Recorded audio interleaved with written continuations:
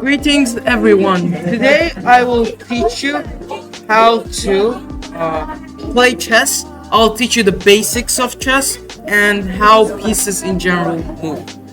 So we're gonna start with the king. The king does not have a value of how many points it's worth, and it can only move one square. It can move one square. It can move to these positions. It can only move one square at a time. And then we have the pawn. The pawn only moves upwards, or it can attack another pawn.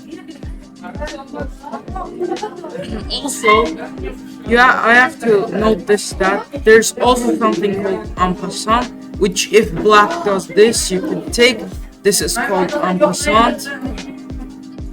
And pawn is worth 1 point, but when it reaches the other end of the board, it can either become a knight, a bishop, a rook, or a queen. And the pawn is worth 1 point. A knight, on the other hand, goes in L squares, and it's worth 3 points.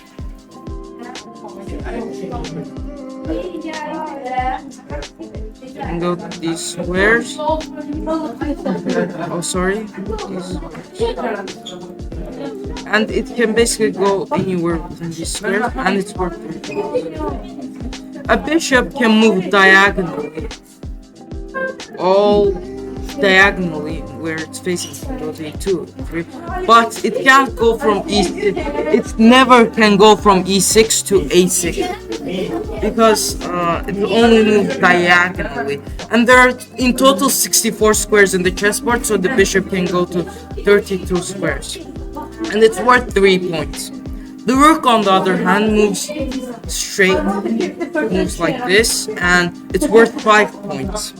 The queen can move anywhere diagonally. It can move horizontally, and this is how it moves. It can move anywhere. It can move like the rook and like the bishops, but it can't move like the queen. I mean, it can't move like the knight. So it's worth 9 points.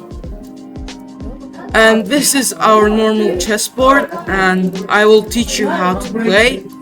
So firstly, I'll teach you the Queen's Gambit, the famous Queen's Gambit opening. And in the Queen's Gambit, we play D4. Our opponent plays D5. We play C4, and this is the Queen's Gambit. Now, if our opponent takes, we play either pawn E3 or E4. Let's say I play pawn E4. If our opponent persists to defend the pawn, we play here the strong move A4. If our opponent plays C6, we take the pawn, they take the pawn, and we play queen F3. And our opponent has to sacrifice his knight in order to not lose the rook. And that is how we win, and then we can just return. And we win already. Let's go. We can return here, we can return here, it doesn't matter. We can return here. But I don't recommend going to C5 because then we get hit with E6, then the bishop is hit. And yeah.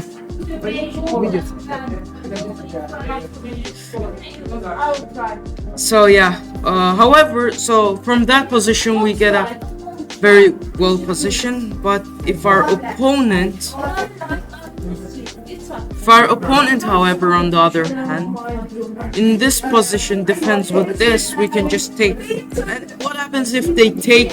They lose the rook because the rook is pinned. The rook, and that is how we win. So I'm gonna show our position. So if our opponent takes, they can also play knight. Normally the common way is knight f6, because after that we can play bishop c4, and the position for black and white is kind of normal. But I think the position can transcend to a different way. Let me show this.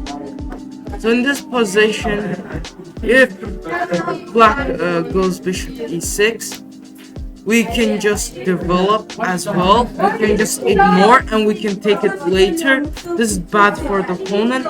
But there's also another position. There's a Slavian defense. So in the Slavian defense, we don't take the pawn. So what essentially occurs is that our opponent plays c6 and that deprives the knight of going to the c6 square. So in this position we usually opt for knight c3 and our opponent may play knight f6. This is one of the most common moves. But if our opponent, let's say, plays bishop, but if our opponent plays bishop, let's say f5, that's a mistake because we take the pawn. When our opponent takes, pawn gets hit with queen b3. Two pawns are hanging. Now if you play queen d7, let's say, take, and I take, and I have a pawn, and I'm threatening this. So our opponent even cannot play knight a6 because then he gets hit with a fork. So our opponent has to opt for a defensive move, and that defensive move he can't even play knight e6 because he can actually play knight e6, but we can play bishop c4. Threatening knight e4 probably. So that's another way. But another position could be the queen's gambit declined. So this is the normal variation. You can play this, you can play this, you can take, you can play knight c3, f3. So let's say I play knight f3, opponent can take, same position. They can't defend really, but our knight's here, so I'd recommend playing knight c3 first. And opponent takes, we play this, for example, opponent can't play, loses that one. So our opponent might play here, here. This is already a better option for white. And this is the Queen's Gambit in its simplest and easiest form. Thank you for listening and thank you for learning. I appreciate it and bye.